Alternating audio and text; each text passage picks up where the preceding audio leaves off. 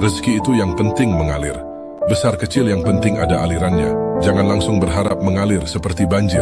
Bahaya kalau kamu tak bisa berenang, bisa tenggelam. Allah Maha tahu yang terbaik untuk hambanya. Maka syukuri dulu yang ada.